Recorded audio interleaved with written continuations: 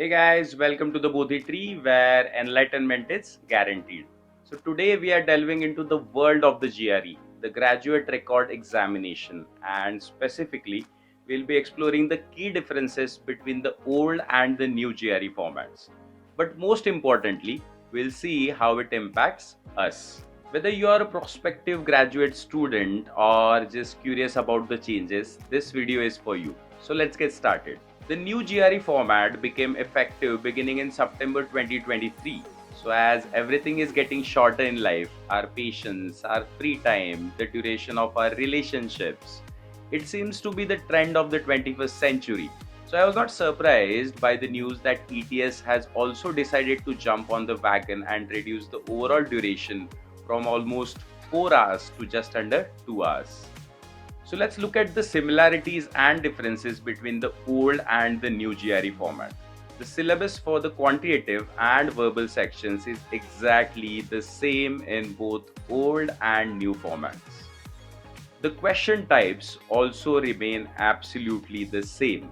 The nature of the test in terms of adaptivity, scoring matrix, and difficulty level of the questions also remain unchanged. The cost of the exam also remains the same. You can also visit the ETS website to know the details such as cost, exam centers, exam dates, and much more. So now let's look at the differences. The first and foremost section on the GRE has always been the analytical writing or AWA. In the new format, the sequence is the same. You will have to write an essay before delving into the quantitative and verbal sections. But earlier, there were two essay topics: analyze an issue and analyze an argument. Whereas in the new format, you only have analyze an issue task. The analyze an argument task has been removed from the GRE. You will only have to write one essay instead of two in the new format, reducing the overall AWS sectional time from 60 minutes to 30 minutes. Now, in terms of quantitative and verbal sections, the number of questions has been reduced. We still have two sections of each quantitative and verbal in the new format, just like the old format. But in the earlier format, we had 20 questions per section, accounting for an overall 40 questions for each quantitative and verbal section. In the new format, however, the sections are smaller. So for both quantitative and verbal, the first section will have only 12 questions and the second section will have only 15 questions, leading to an overall count of 27 questions each section. So the count has come down from 40 to 27 questions. Let's look at the allotted time for each section as the number of questions has been reduced. Earlier, we had 20 questions per verbal section and the allotted time was 30 minutes. Now we have 12 questions in section 1 for 18 minutes and 15 questions in section 2 for 23 minutes. So as you can see, the time per question still remains the same, which is 1.5 minutes per question. Whereas for quantitative section, we had 20 questions for 35 minutes in the old format. And in the new format, section 1 has 12 questions for 21 minutes and section 2 has 15 questions for 26 minutes, keeping the time per question exactly the same as the old format, which is 1.75 minutes per question for the quantitative section.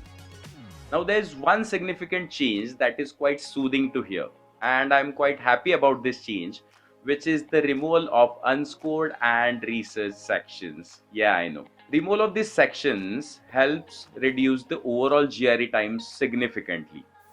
Now, with all the changes above, the overall GRE time reduces from 3 hours 45 minutes to 1 hour and 58 minutes. So in conclusion, ETS has changed the overall structure of the exam without changing the content of the exam. We still have quantitative and verbal sections with the same topics to study along with an AWS section where we are supposed to write an essay. So you have nothing to worry about when it comes to GRE preparation. The existing study material and all the learning content that is available online or offline can still be used as it is. The only thing that will change are the strategies. Now we have looked into the details of the changes. The question that still remains is, why did ETS revise the GRE format, or how does it reflect upon our way of looking at GRE? Now, ETS is the agency responsible for conducting exams like GRE and TOEFL. They keep improving their test environment, content, and ease of operations. So, in COVID, ETS started at home GRE and TOEFL, which gave us the freedom of giving tests from home. They have also been trying to make the questions better and more appropriate in terms of assessing critical reasoning and analytical capabilities of the student based on the feedback they gather from experimental sections. Also, the number of students who are giving exams like GRE or TOEFL has increased significantly over the last few years. In India alone, the number of GRE takers has increased by 63% from 2021 to 2022. Now, what does it mean? This inherently means more scrutiny, more manpower, and increased complications in operations for ETS. So, considering all the points above, it is a better move to reduce the duration of the exam for ETS. But what does it mean for us? So, as the scores remain the same and the number of questions is reduced, each question gets higher weightage. The margin for error has reduced significantly in the new format. So, in the earlier format, you could have made 10 mistakes and still got 320 plus as the overall score. But now the margin for error reduces from 10 questions to just 6 questions for the same score. To keep us in line with the latest formats, we also need to tweak our strategies towards GRE and focus more on accuracy. So if you have any questions regarding the new GRE format, which I was not able to address specifically in this video, you can put them down in the comment section and we'll get back to you with an answer. Thank you for watching the video. Don't forget to click on the like button if you haven't done it already. Also subscribe to the Bodhi channel for latest updates in the realm of international exams. Click on the bell icon to get notifications and stay tuned for more educational videos like this one.